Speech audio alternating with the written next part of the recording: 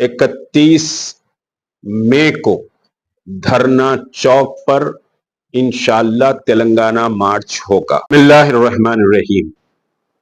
جیسے کہ آپ جانتے ہیں کہ وفق قانون کے خلاف تلنگانہ مارچ کئی مرحلوں سے گزرا ہے۔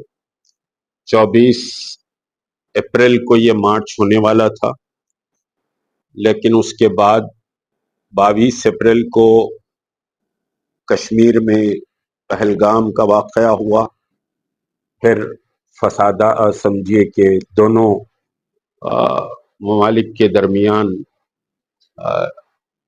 جنگ کا مسئلہ پیدا ہوا، پھر اس کے بعد مستقل سمجھیے کہ حالات بہتر نہیں ہیں، یہ ایڈمنسٹریشن کا کہنا تھا، اور اب تک 2 تاریخیں تلنگانہ مارچ کی دی جا چکی تھی، لیکن تلنگانہ مارچ نہیں ہوا۔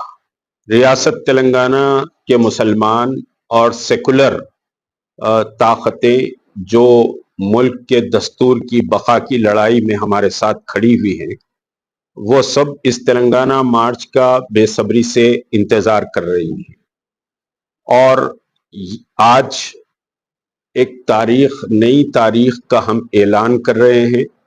یہ نئی تاریخ جو آپ کو دی جا رہی ہے، بہرحال مرکز سے سمجھیے کہ بات ہوئی ہے، یعنی یہاں کی جو حکومت ہے اس کے ہائی کمانڈ سے بھی بات ہوئی ہے، اور یہاں بھی کچھ ذمہ داروں سے بات ہوئی ہے، پولیس ایڈمنسٹریشن سے بھی انہوں نے گفتگو کی ہے۔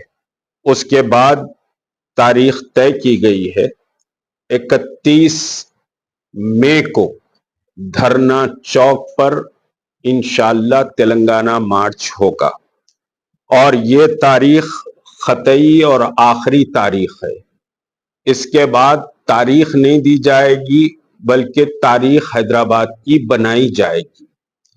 یہ انشاءاللہ العزیز، یہ سمجھیے کہ آخری تاریخ ہے، اور اس کے بعد مارچ کی تاریخ تبدیل نہیں ہو سکتی۔ یہ لڑائی انتہائی اہم لڑائی ہے۔ ابھی سپریم کورٹ میں بھی سمجھیے اس پر بحث جاری ہے۔ مختلف انداز سے مرکزی حکومت سپریم کورٹ کے بینچ کو سمجھیے کہ راضی کرنے کی کوشش کر رہی ہے، اور جو مسلم جماعتوں کی طرف سے جو پٹیشن ڈالے گئے ہیں، وہ وکلا بھی اپنی بھرپور کوشش کر رہے ہیں۔ بحث آج بھی بہرحال جاری رہی، اور اصل مسئلہ دیکھیے، اس بل کے کوئی ناک منہ کان سمجھیے سیدھا کرنے کا مسئلہ نہیں ہے، بلکہ یہ جو بل ہے، یہ بل ہی پورا مسلمانوں کی وقف جائیدادوں کے خلاف ہے، مسلمانوں کی شناخت کو مٹانا چاہتا ہے، مسلمانوں کی مذہبی آزادی اور مسلمانوں کی مذہبی عبادت گاہوں کو نقصان پہنچانے کی کوشش ہے۔ کیونکہ یہ جو اب ایکٹ بن گیا ہے، یہ ایکٹ ان ایکٹ بھی ہو گیا ہے۔ نارتھ انڈیا کی بہت ساری ریاستوں میں اس ایکٹ کے تحت مساجد کو ڈھایا جا رہا ہے، جو چھوٹے چھوٹے قصبوں میں اور دیہاتوں میں مساجد ہیں، اور اس کو غیر قانونی قرار دیا جا رہا ہے۔ بعض سمجھیے کہ دیہاتوں کی درگاہوں کو بھی نقصان پہنچایا جا رہا ہے، جبکہ ابھی سپریم کورٹ میں اس پر بحث جاری ہے، لیکن نارتھ انڈیا کی بہت ساری وہ ریاستیں جہاں بھارتیہ جنتا پارٹی اور RSS کی حکومت ہے، وہاں پر مسلمانوں کی مساجد اور درگاہوں کو نقصان پہنچایا جا رہا ہے۔ یہ لڑائی مسلمانوں کے وجود کی لڑائی ہے، اور اس لڑائی میں مشکلات آئیں گی، سختیاں آئیں گی، تکالیف آئیں گے، اس کا احساس ہم کو اچھی طرح ہے۔ کیونکہ کوئی چیز سمجھیے کہ صاحب جب حکومت سے کوئی قانون کو واپس لینے کی بات ہے، تو مخمل پر چل کر سمجھیے قانون واپس نہیں لیے جاتے، اس کے لیے سخت جد و جہد درکار ہوتی ہے۔ اور ہم نے بڑے صبر اور استقامت سے 5 اپریل سے آج سمجھیے کہ 22 مئی ہے، ہم صبر اور استقامت کے ساتھ حکمت عملی کے تحت اس احتجاج کو لے کر چل رہے ہیں۔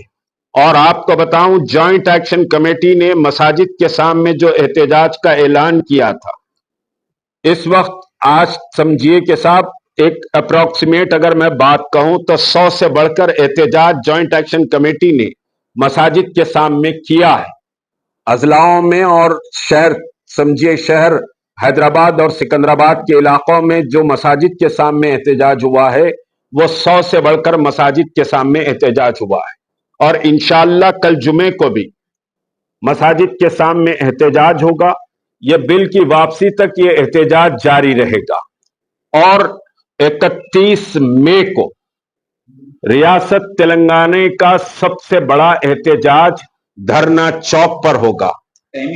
ریاست تلنگانہ کے مسلمان دھرنا چوک کی طرف مارچ کریں گے، اور ایک بہت بڑا احتجاج سارے ملک میں ایک بڑا احتجاج درج کرایا جائے گا۔